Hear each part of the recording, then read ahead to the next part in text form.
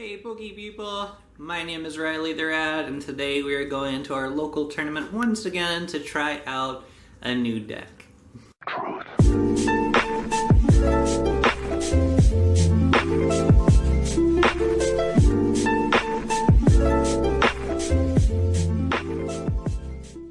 Okay everybody, as you can see, here's the deck, and as you can see, it is very dark heavy.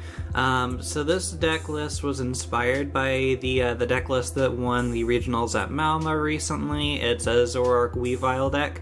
I've been playing around with it a lot online, doing some in-person playtesting as well, and I really enjoy it. There's some tweaks that I made from the Malmo list that are just kind of personal preferences. So this is the list that I'm working with for now, and then we'll make tweaks as we go.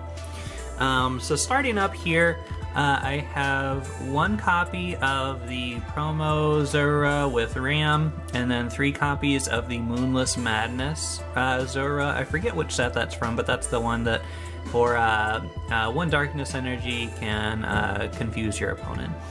So that's good sometimes if you start with Zora, just to kind of make your opponent stumble a little bit while you're setting up. 2 copies of Baby ZOROARK, mostly for the stand-in ability, so it can kind of jump in unexpectedly and do some big damage. Mind Jack hits pretty hard, does 160 damage if your opponent's bench is full. That becomes 190 with the Choice Band, which, as you guys know, is a very important number to hit. 2 copies of ZOROARK Break, mostly for the foul play attack for a single darkness energy. You can copy any of your opponent's active Pokemon's attacks. That includes GX attacks if you have not used your GX for the game yet. Moving on down the line, 3 copies of ZOROARK GX. This is our draw engine and kind of like tanky backup attacker. Trade obviously is really important, and because we're running darkness energy, and that's one of the main energies that we run in the deck in addition to DCE, we can actually also Trickster GX with ZOROARK, which doesn't really get a lot of play because most of the time ZOROARK is just played in decks with DCE and then maybe Grass Energy or Fighting Energy or something like that. So that's pretty fun. 2/2 line of the Weavile with the Evil Admonition attack. So for 1 darkness energy, Weavile does 50 damage times the number of Pokemon your opponent has in play with an ability. So that might not seem that good at first, but with all the Lele's that people play, Oranguru, auxiliaries, stuff like that, it just stacks up really quick. ZOROARK's really big, obviously, Lycanroc's kind of everywhere. The format right now is just very ability heavy, so it's just a really good attacker that gives up 1 prize but can hit pretty hard. I debated on Sneasels for a little while, but I ended up going just with the 70 HP one. To be completely honest, mostly just because it has 70 HP. That's pretty much all there is to it. 2 copies of Tapu Koko. This is one of the changes that I made to the list. I really like actually starting with Tapu Koko to get some early spread. Spread is just kind of really important in this deck because a lot of Pokemon are just shy of being knocked out with some of your harder hitters. So it really helps those one-shots along. 1 copy of Mew EX, mostly for the Buzzwole matchup. That is a pretty rough matchup for the deck, as you can probably anticipate. I haven't actually come across a lot of Buzzwole online to test this deck against, so I'm still excited to see how I can kind of handle that. I've gotten some tips and tricks from other ZOROARK Weavile players online, so I think I have a general idea of how to take that matchup. 2 copies of Tapu Lele. The original Malmo list ran 3, and I see the reason for 3, I just don't own 3. So that was just a tweak that I made. Okay, 4 copies of Ultra Ball, really standard. 4 copies of Puzzle of Time, also standard in most ZOROARK lists. 3 copies of Choice Band. I've been actually there's a lot of matches where I kind of wish for a Float Stone. I just can't find room to fit one in.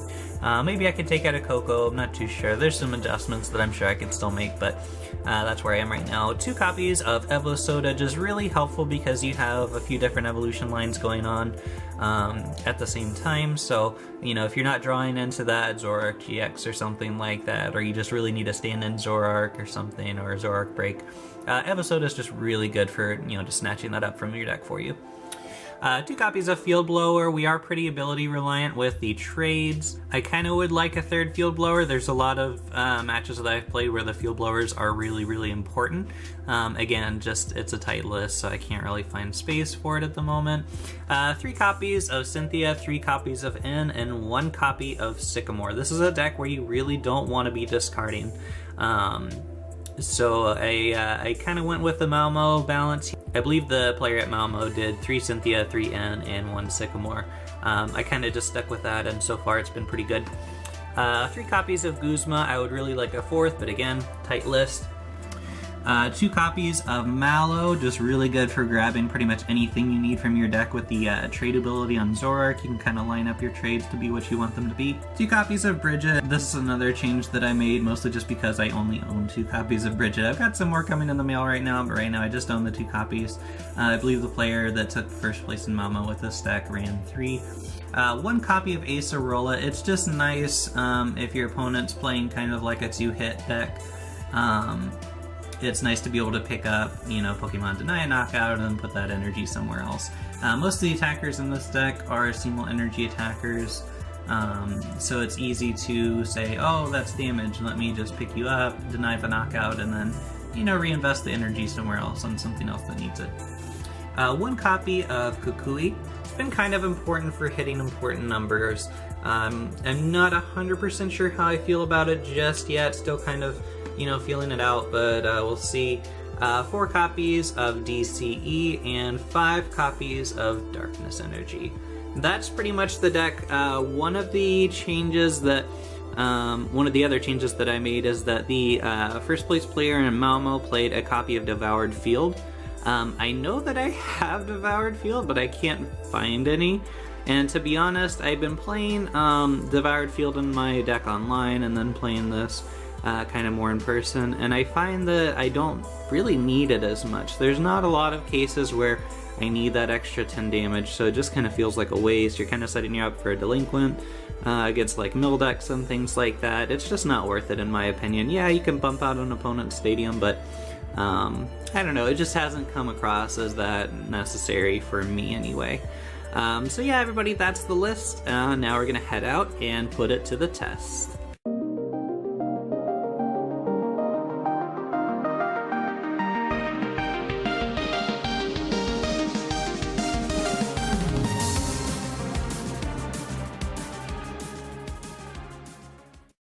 Alright, we've got a Guardians Rising pack for our tournament pack, so let's go ahead and see what we've got. And it is a white code card, so that's a good sign. 1, 2, 3 to the front. Yeah. So we've got shiny, I see something. Shiny. Lampent, like Macho, me too. Slowbro, I hope so. Patrat, Litwick, Pancham, Snorunt, Castform. I don't think your shiny is on the last one. Alolan Sandshrew. Toxapex GX. Oh no, it's not. That's fine. I actually think the Toxapex might not be that bad with Malamar. Malamar? Maybe. I've been testing it online with... It's just another form of acceleration. Yeah. I want to trade for Toxapex. Alright, Nate. Question of the day. Yes? If you could be a type of Pokemon, what type would you be? Oh, fire. Fire? Absolutely. Okay. I'd be the Red Bulls. Yeah, oh yeah. Yeah, that's true.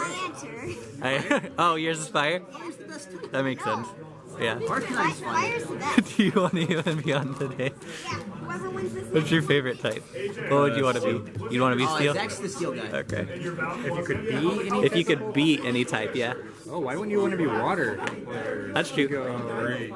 Sailing, swimming... Oh, yeah, definitely water. Yeah. I think I would actually be flying. Just because... I don't know why. It just seems fun. Flying? Yeah, flying type seems good.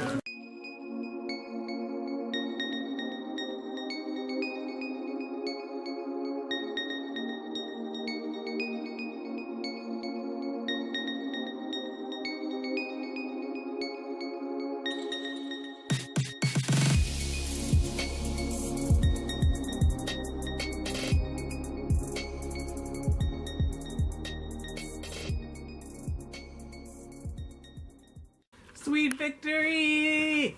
Finally took a tournament again. It's been quite a while. pretty happy about it. I really like how ZOROARK Weavile is running. Whew. It's a really good deck. I guess recap, round 1 I played against Ella. Managed to go 2-0. Gardevoir is actually kind of a tough matchup though, because outside of... It seemed like she was having trouble getting the Octillery out, so that was one thing. And she usually only had one Gardevoir up at a time. It's not a lot of abilities for Weavile to work with. Gardevoir just hits really hard, and Gardevoir also resists Dark, so that was another problem. So I kind of had to go for 2 shots on Gardevoir. One of the strengths of the deck, though, is the number of one-prize attackers that hit really hard. That's kind of why I think it's so effective.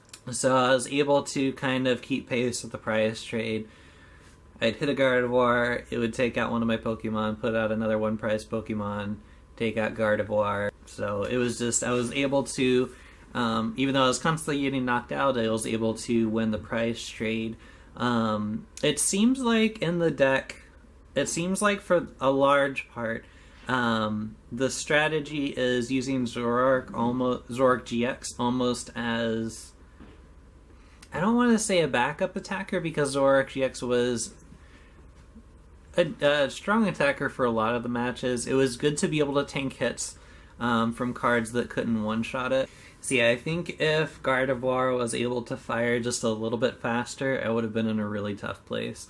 Both matches were actually pretty close. It was a good game. Round 2 I played against Zach, and we had... Well, the first match wasn't really close just because Zach was bricking. He just wasn't able to get anything out on his side of the field, unfortunately. So I was able to kind of take a quick win on that. Game 2, however, because we do best of 3. Also, yeah, side note, Zach is playing Golisopod ZOROARK. The trend of the Lapras has broken, but I think he's taken a break from Lapras. Game 2, he piloted it really well. The issue is just that, well, for a lot of the match, he wasn't able to get the ZOROARK GXs out. Which at first I kind of thought, well, maybe he's holding back so Weavile doesn't hit quite as hard, but apparently he just wasn't hitting the ZOROARK. So, in general, honestly, in both of my matches against Zach, he just had really bad draw luck. So I was able to 2-0 that round. Round 3, I ended up going against Nate. The first match, I was able to take, I think, pretty quickly, if I remember. I'm actually having trouble remembering round 3 for some reason. I remember the second game. Game 2 I know I took as well, because I know I went 2-0. But game 2 was really, really close. Like, if I didn't win on the turn that I did, Nate would have won on the following turn, because he had like a Guzma in his hand, and he was going to be able to take out the Lele with Nature's Judgment or something like that. It was really, really close, and honestly, I don't know if I deserved that win, because Brittany was sitting next to me, and what did I do? I Acerolla'd a beat-up ZOROARK GX that had a choice band on it, and then I put up Weavile.